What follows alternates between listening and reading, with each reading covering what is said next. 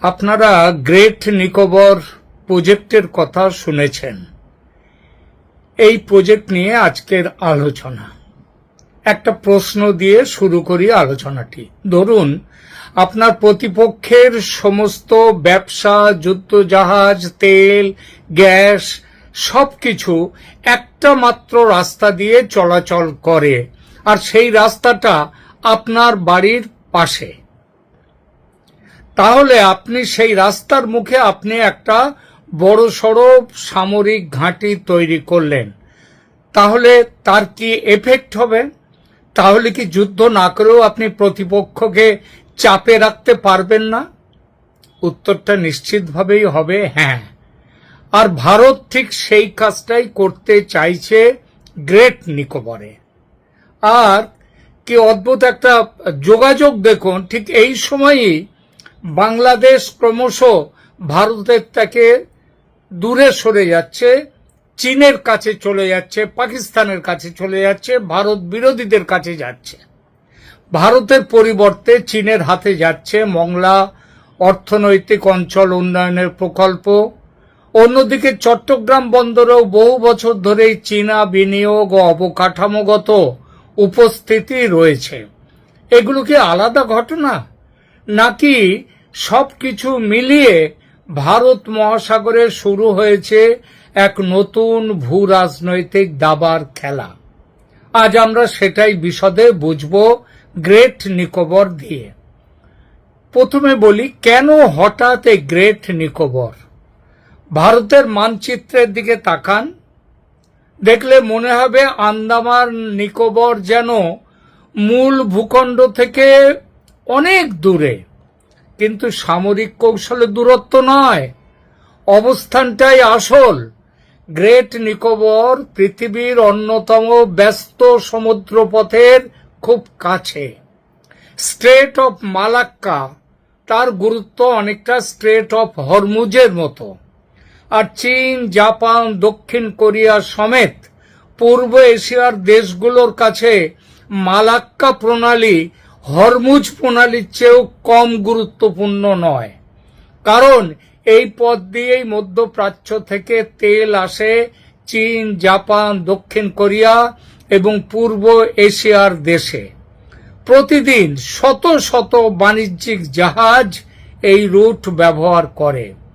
ভারত বহু বছর ধরেই বুঝছিল এই অবস্থানকে যদি কাজে লাগানো যায়, তাহলে ভারত শুধু দক্ষিণ এশিয়ার নয়, পুরো ইন্দো প্যাসিফিক অঞ্চলের গুরুত্বপূর্ণ সামুদ্রিক শক্তি হয়ে উঠতে পারে।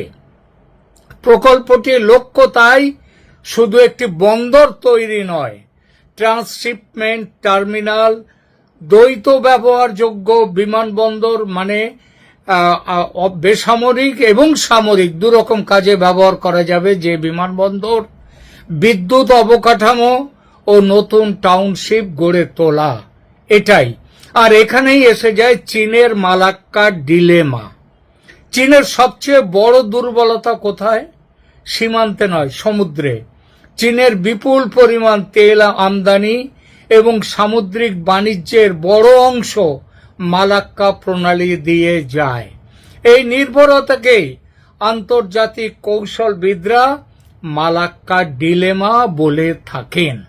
যদি কোনো বড় সংঘাত হয় এবং এই রুট ঝুঁকির মুখে পড়ে, তাহলে চীনের শিল্প, জ্বালানি ও সামরিক সরবরাহ বড় চাপে পড়তে পারে। গ্রেট নিকোবরে ভারত কি করতে চাইছে?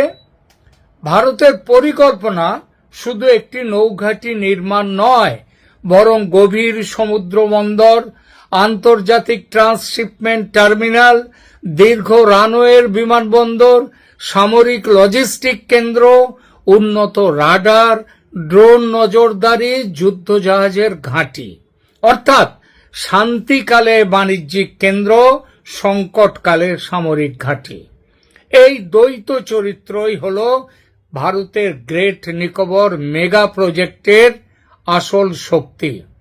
এই প্রসঙ্গে একটু নিয়ে আসি বাংলাদেশের অবস্থান এবং মংলা ও চট্টগ্রাম বন্দর কেন গুরুত্বপূর্ণ।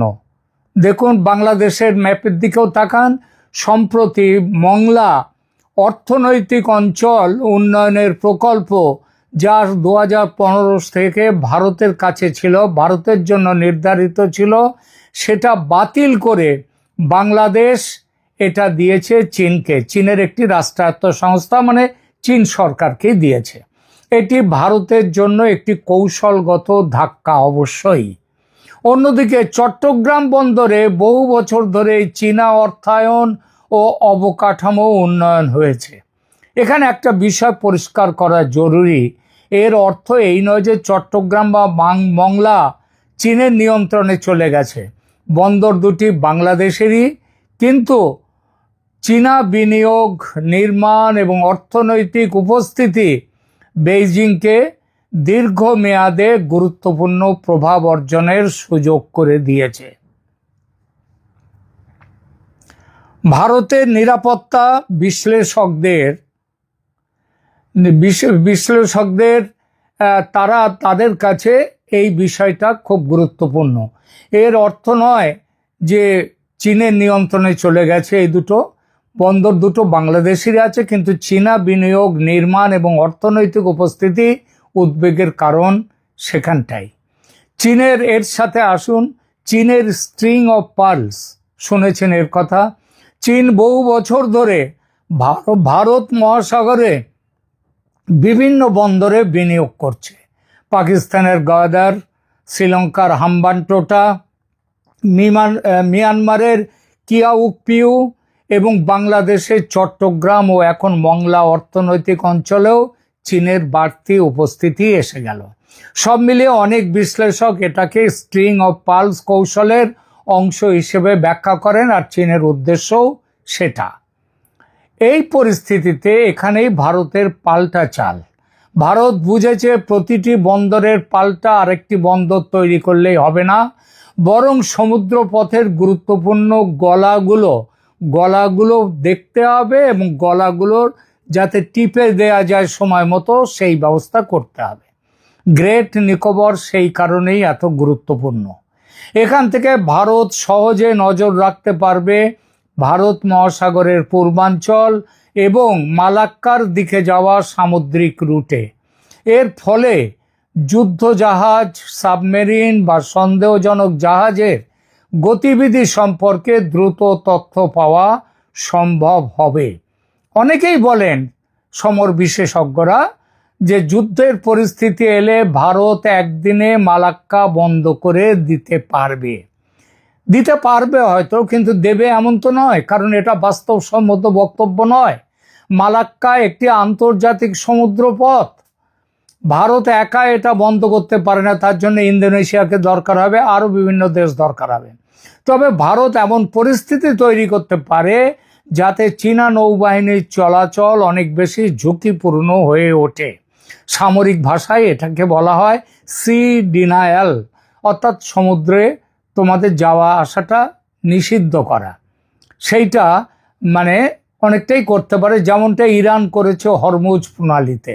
আবার যার পাল্টা দিতে আমেরিকা অবরোধ তৈরি করেছে হরমুজকে ঘিরে। চীন যদি বাড়াবাড়ি করে, ভারতের ভূমিকাও ইরান বা আমেরিকা যেমনটা করেছে হরমুজে তেমনটা হতে পারে। এটাই ভারতের সবথেকে বড় কৌশলগত সুবিধা।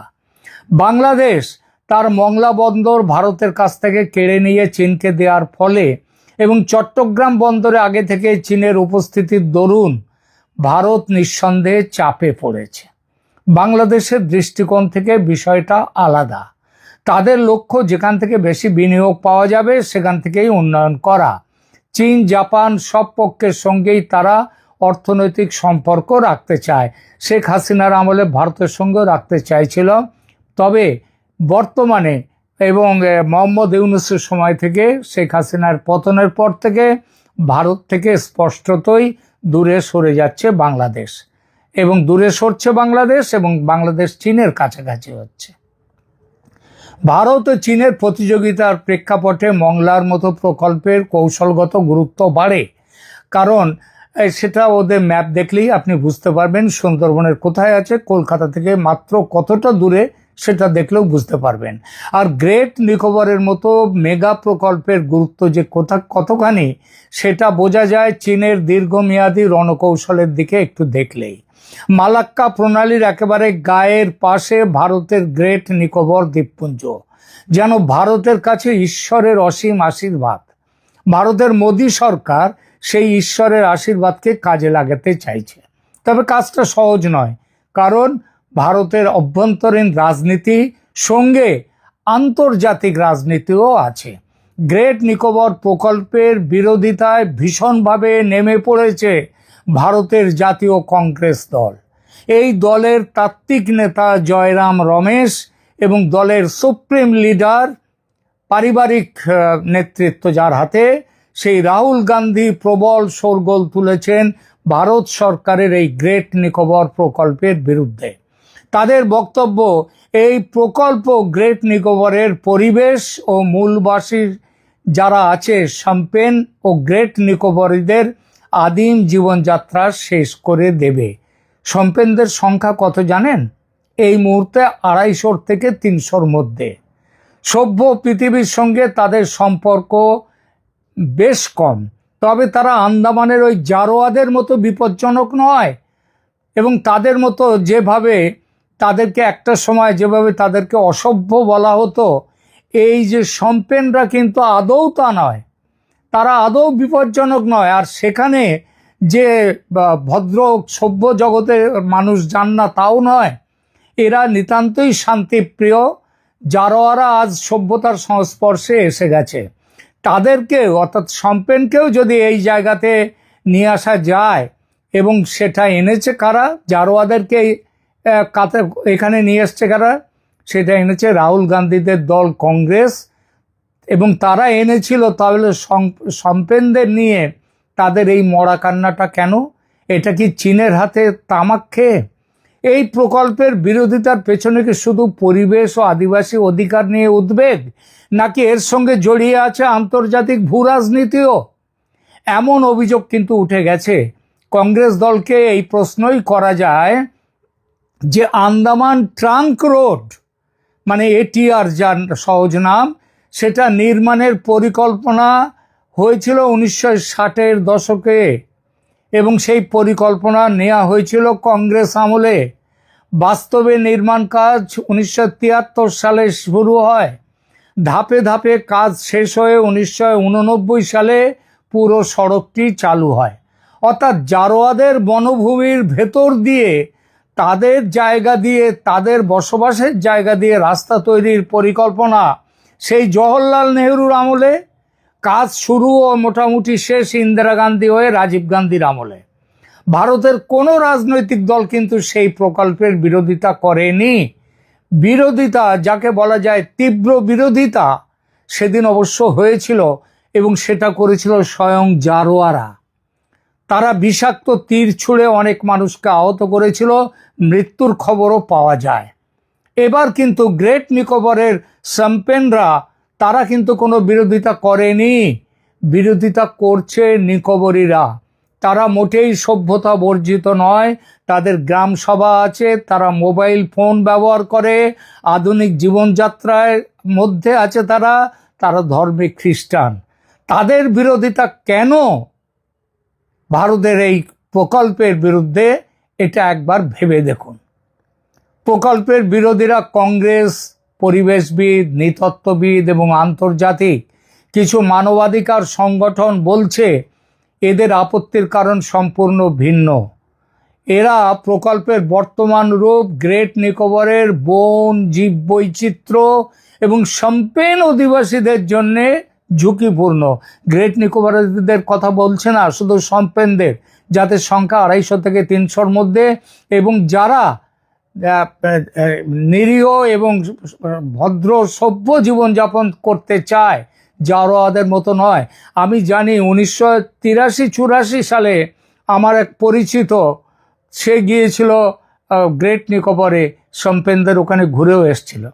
চীন এই বিরোধিতাকে কাজে লাগাচ্ছে। আন্তর্জাতিক রাজনীতির ইতিহাস বলছে বড় শক্তিগুলো প্রায়ই অন্য দেশের অভ্যন্তরীণ বিতর্ককে নিজেদের কৌশলগত স্বার্থে ব্যবহার করার চেষ্টা করে।